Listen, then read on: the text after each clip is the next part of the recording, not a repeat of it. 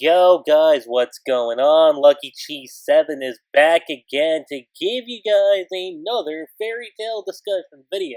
And this time, we're going to be talking about the possibilities of E.N.D, Etherious Natsu Dragneel, returning to the fray within Fairy Tale 100 Years Quest. What the hell did you just say? The whole thing about E.N.D, when you look at it, stems all the way back to the Sun Villager with Flame Atlas right before he disappeared. He told Natsu that there was one thing Ignia couldn't stop, and that was E.N.D, and the big mystery was, well, okay, who is E.N.D?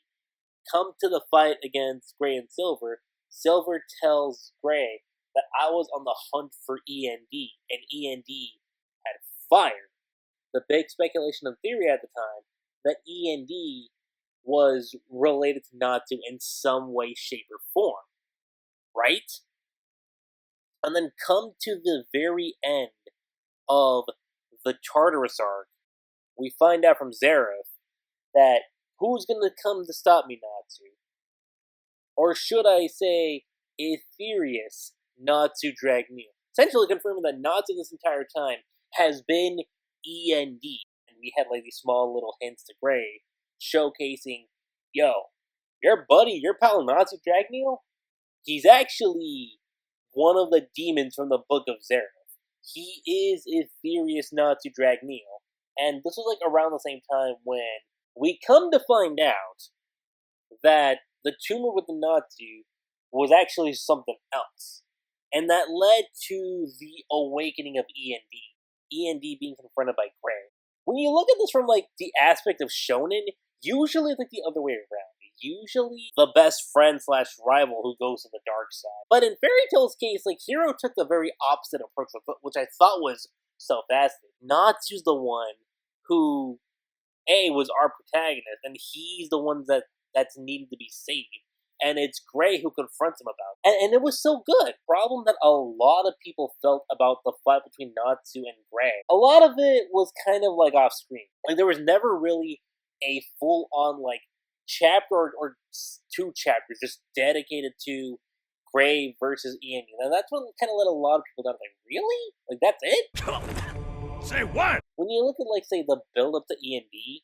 and get into that fight, it's like, oh, dude, it's gonna be the fight between brothers. It's gonna be like the Naruto versus Sasuke. The hype around that was like, whoa, okay, we're gonna be in for something, like, truly spectacular, truly, like, heart-wrenching. And the fight didn't exactly live up to that. And then, of course, that is when Natsu had that, like, inner subconscious talk with Ignia. And Ignia, you can have to choose one or two options. Become a dragon, or you can have the demonic side, which resides in E.N.D. And Natsu flat out said, no, I'm not picking either side. I'm gonna be Natsu Dragneel. That is who I am. That, of course, got rid of the two seeds.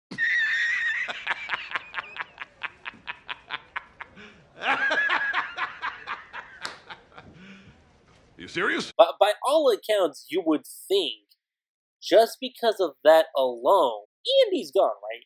There's still one key thing. The book of E.N.D was tied to Zareth. So, if E.N.D dies, Zareth dies.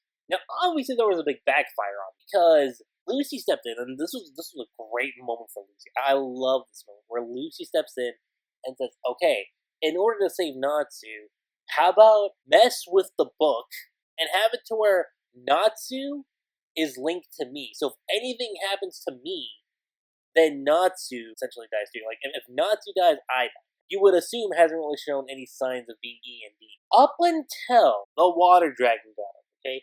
After Ignia made his entrance and gave the flames to Natsu.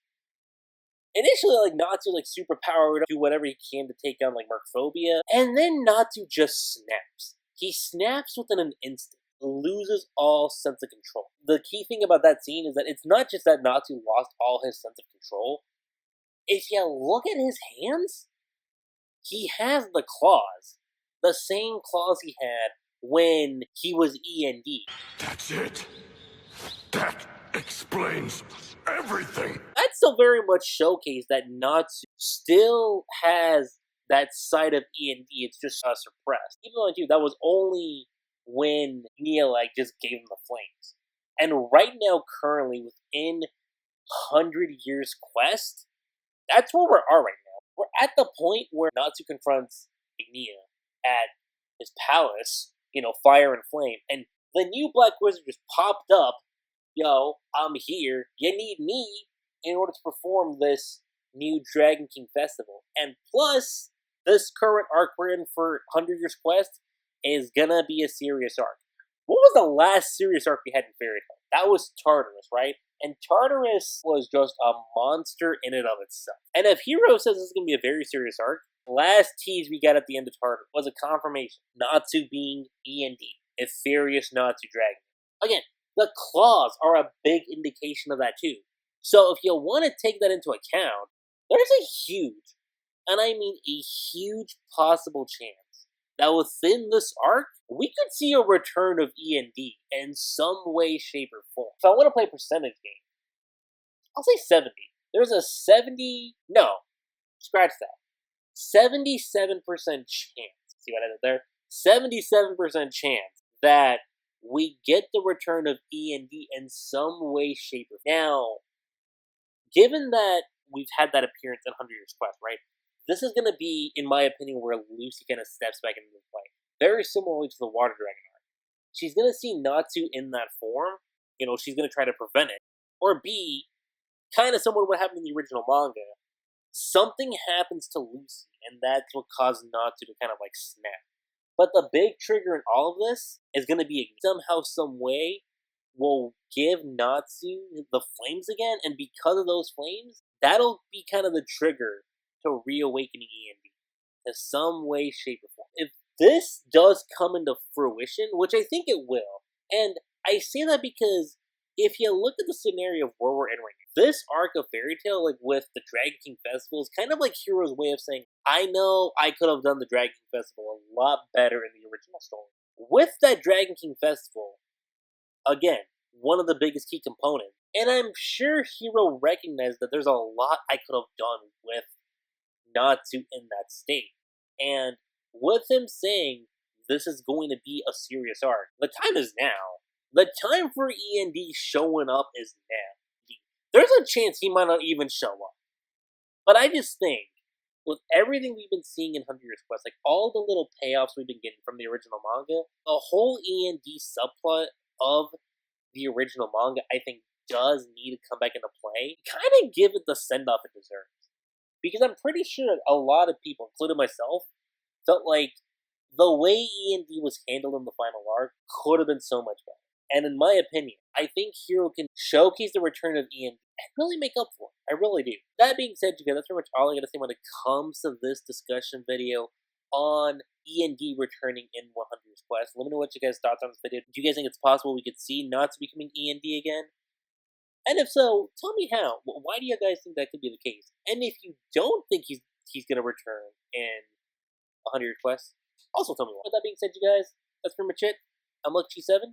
Don't forget to subscribe to my channel for more Fairy Tail content, and I will catch you guys next time.